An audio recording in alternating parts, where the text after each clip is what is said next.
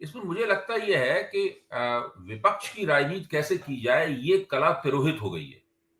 मैं तिरोहित शब्द का जानबूझ के इस्तेमाल कर रहा हूं, धीरे-धीरे करके खत्म होने को तिरोहित होना कहते हैं। विपक्ष की राजनीति कैसे की जाए, ये एक बड़ा प्रश्न है। सत्ता में आने के बाद तो सब लोग राजनीति करते ही हैं, लेकिन चुनाव जब हार जाते हैं आप और एक तरह से चुनाव हारने का सदमा भी होता है।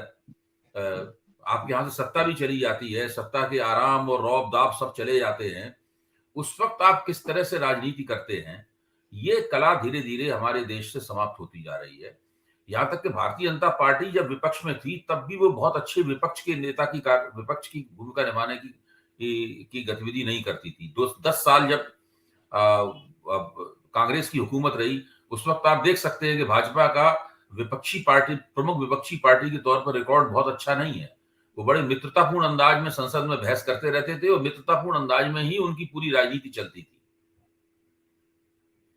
वो तो एक अलग तरह का माहौल बना भ्रष्टाचार विरोधी आंदोलन से, और उससे जो परिस्थिति बनी, उस परिस्थिति का लाभ नरेंद्र मोदी को हुआ और अरविंद केजरीवाल को हुआ, तो उससे बदल गया मामला। लेकिन मुझे अच्छी तरह याद है कि 2013 में जब सीएसडीएस ने एक सर्वेक्षण किया था, उस सर्वेक्षण में साफ निकल कर आया था कि अगर कि भारतीय जनता पार्टी के चुनाव जीतने का कोई चांस नहीं है। उस सर्वेक्षण में निकल के आया था, अगर कांग्रेस अपना नेतृत्व बदल दे, नरेंद्र मोदी के प्रधानमंत्री पद का उम्मीदवार बनने से पहले की बात मैं कह रहा हूं। जी। जब वो प्रधानमंत्री पद के उम्मीदवार बन गए तो मामला बदल गया पूरी तरह से।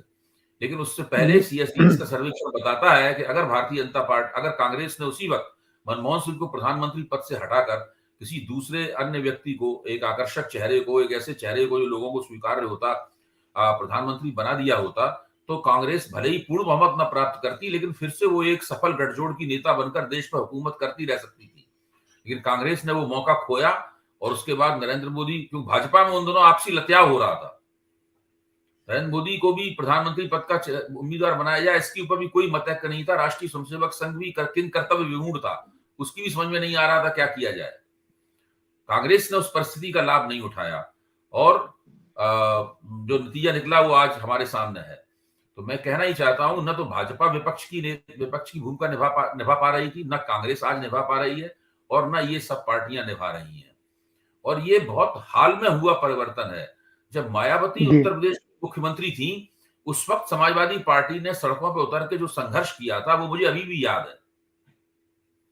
आज योगी की सरकार के मुकाबले समाजवादी पार्टी ने वो संघर्ष क्यों नहीं किया? इन सब बातों पर गौर करने की जरूरत है।